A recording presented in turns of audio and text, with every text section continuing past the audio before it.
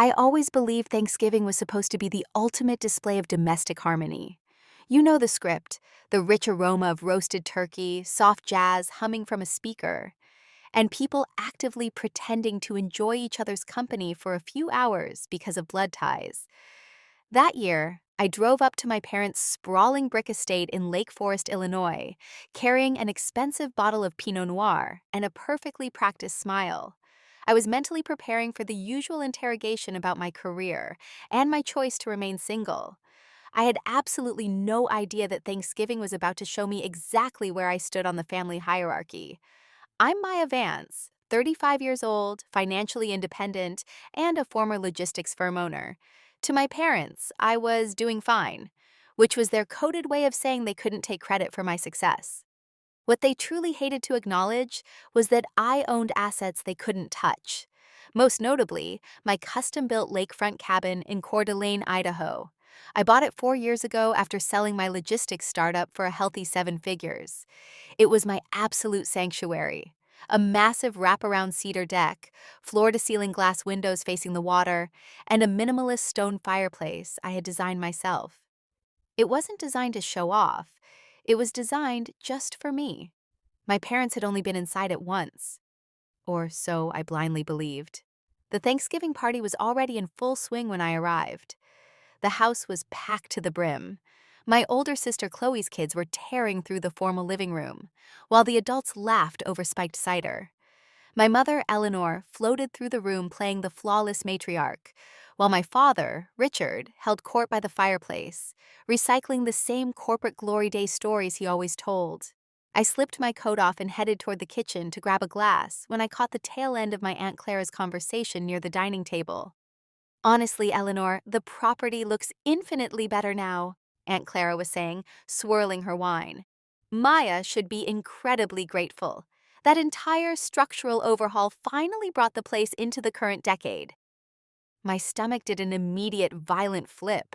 I slowed my pace, pretending to inspect a tray of appetizers while keeping my back turned, listening intently. My mother let out a soft, dismissive laugh. "Well, someone had to step in, Clara. You know how Maya is. She gets so desperately attached to cold, sterile architectural choices. It lacked a mother's touch." My heart began to hammer fiercely against my ribs. "The master suite especially," Aunt Clara continued, "replacing that raw timber accent wall with the white shiplap. Brilliant. It actually looks like a luxury escape now, not some secluded hunting lodge." My ears started ringing. Raw timber accent wall, white shiplap. Those were the exact features of my Idaho cabin. My hands clenched around the edge of the kitchen counter so hard my knuckles turned white. They weren't joking. They weren't confusing my home with a rental property. They were talking about my sanctuary. Trying to remain completely calm, I took a long, steadying breath. I told myself there had to be a logical explanation. Maybe they had helped Chloe buy a similar place. Maybe I was mishearing the context. But then my father chimed in from the doorway, his tone dripping with smug entitlement. "Well, when a young woman owns a piece of prime real estate outright, she often lacks the vision to maximize its utility. Since Maya is always buried in her investments, she didn't mind us managing the oversight." A cold, icy fury washed over me. Managing the oversight? I stepped fully into the dining room, my voice cutting cleanly through the ambient noise. "What exactly are you talking about?" The conversation died instantly. The room went dead silent. Every single face turned toward me. My mother's polite social smile froze for a fraction of a second, just long enough for me to see the rapid calculation running behind her eyes. "Oh, Maya, sweetie," my mother said brightly, smoothing down her skirt. "We were just chatting, nothing to concern yourself with." "About my cabin in Coeur d'Alene?" I stepped closer, my gaze locked onto hers. "About what, exactly?" Chloe shifted uncomfortably in her chair, suddenly looking down at her phone. Aunt Clara immediately found her wineglass fascinating. My father cleared his throat, adjusting his watch strap. "Don't start a scene, Maya. It's a holiday," he warned quietly. That was the exact moment I knew. The illusion shattered completely. "Did you alter my property?" I asked, my voice deadly quiet. Did you remodel my cabin? The entire dining room remained painfully silent. My mother let out a dramatic, exhausted sigh, rolling her eyes. Maya, please don't be so hypersensitive. Remodel is a remarkably aggressive word for what we did. I stared at her, utterly incredulous. You changed my house without my knowledge, without my permission. Well, she said, her voice dropping into a defensive tone, it desperately needed a cohesive design theme, and your father and I were already staying there for a month anyway. The floor felt like it was tilting beneath me. You stayed there? I interrupted. My father frowned, crossing his arms over his chest. The property was sitting entirely empty, Maya. What is the financial logic in owning a lakefront asset that you barely utilize? It was a waste of resources. I let out a sharp, hollow laugh. You had absolutely no right to step foot on that land without me. Oh, drop the victim act, Maya, my mother snapped, dropping her elegant hostess persona entirely. We raised you.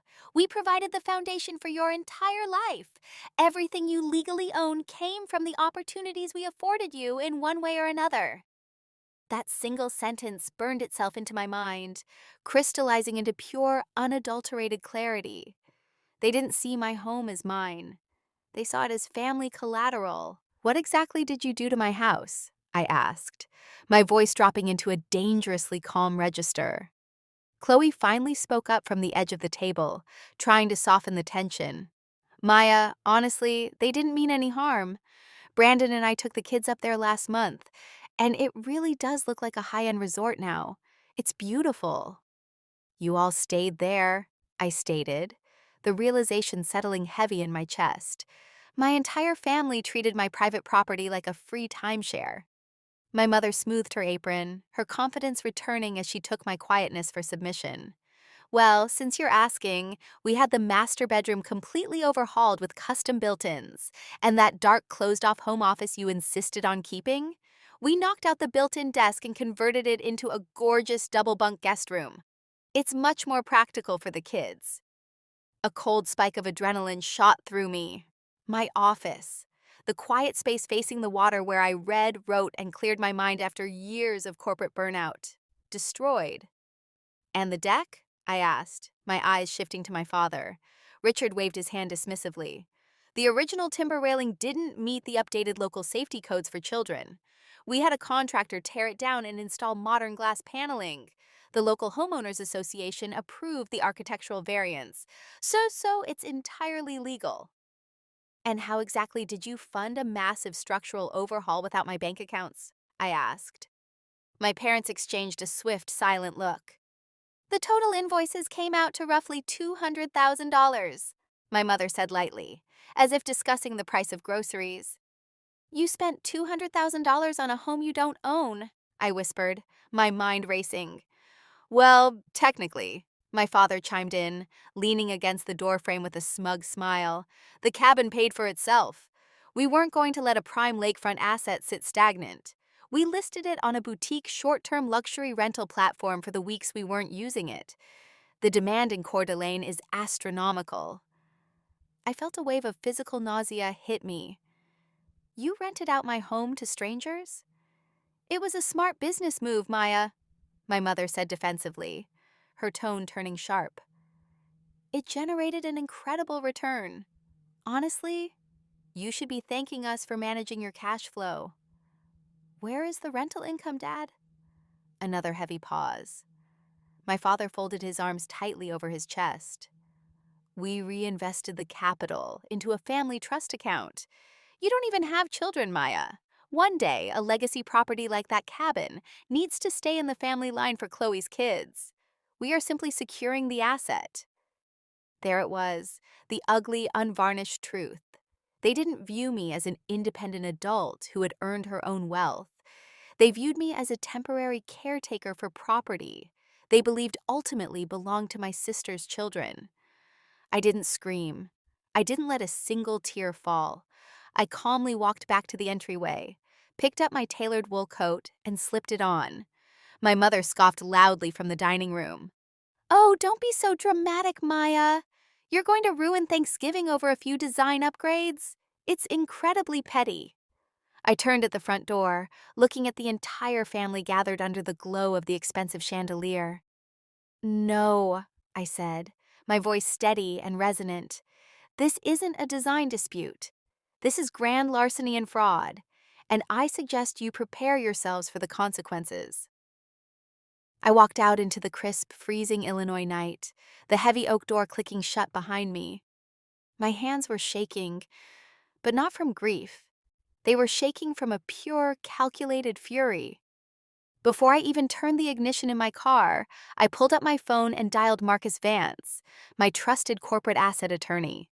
Marcus, I said when he answered on the third ring, my parents just confessed to illegally occupying, remodeling, and running an unauthorized commercial rental business out of my Idaho property.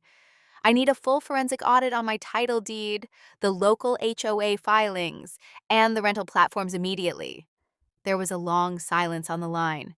Maya, if they forged documents to bypass the HOA and the rental compliance, this isn't a family squabble. This is a multi-jurisdictional federal crime. Good, I replied, staring out at the dark frozen road ahead. Compile the evidence. I want the paperwork served by New Year's Eve. The mistake my parents made, the fatal one, was assuming I was an emotional child who would simply cry, accept the family hierarchy, and move on. They completely forgot who I was before I was their daughter. I was a meticulous logistics strategist who had built and sold a company for 7 figures because I documented every single transaction with absolute precision. By December 28th, Marcus's legal team had uncovered a massive, undeniable paper trail. My father had used a forged digital copy of my signature to secure architectural approval from the Coeur d'Alene Homeowners Association. My mother had linked the boutique short-term rental listings to her personal bank account. The total unauthorized rental income they had collected over the past year? $417,000. They hadn't just crossed a boundary. They had built a federal financial fraud case against themselves. Instead of confronting them over the phone, I let the certified legal letters do the talking. On New Year's Eve, separate packets were simultaneously delivered to my parents' estate, my sister Chloe's house, the Idaho HOA board, and the rental platform's compliance department. By 6 p.m., my phone was practically vibrating off the counter. Dozens of missed calls and frantic text messages filled the screen. "You're destroying this family, Maya," Chloe texted. "Mom is having a panic attack. How could you involve lawyers in a family matter?" I didn't reply. I simply scheduled a mandatory meeting for January 3rd. We met in the formal dining room of my parents' Lake Forest estate, the exact room where they had bragged about violating my property just weeks prior. I arrived dressed in a tailored corporate suit, placing a sleek leather folder onto the polished mahogany table. My mother looked like she hadn't slept in days, the flawless matriarch facade completely gone. My father sat stiffly, refusing to meet my eyes. Chloe sat next to them, radiating pure anger. "This is completely unhinged, Maya," Chloe snapped, slamming her hand on the table. "You're actually threatening to sue your own parents over some house upgrades? We are your family." "No," I corrected, my voice cold, steady, and entirely professional. "I am holding third-party individuals legally accountable for fraud and property misappropriation." My mother burst into tears, clutching a tissue. "After everything we sacrificed to give you a good life, this is how you repay us? We made that cabin beautiful." I opened the leather folder and slid the forensic financial audit across the table, right in front of my father. "You forged my signature on legal HOA documents, Dad. You routed nearly $500,000 of unreported income through Mom's account. That's not a family disagreement. That's grand larceny and tax evasion." My father's face turned an ugly mottled purple. He slammed his fist against the table, his voice shaking. "That lakefront property should have been a legacy asset for Chloe's children anyway. You don't even have a family of your own. You didn't need that massive space." There it was, the raw, unvarnished truth, spoken aloud in the open air. I simply nodded, completely detached from his anger.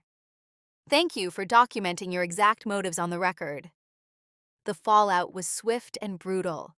The Coeur d'Alene HOA immediately revoked all rental privileges for the property, and issued heavy fines for the unauthorized structural changes. The luxury rental platform permanently banned my mother's identity verification profile, flagging her for fraudulent listing ownership.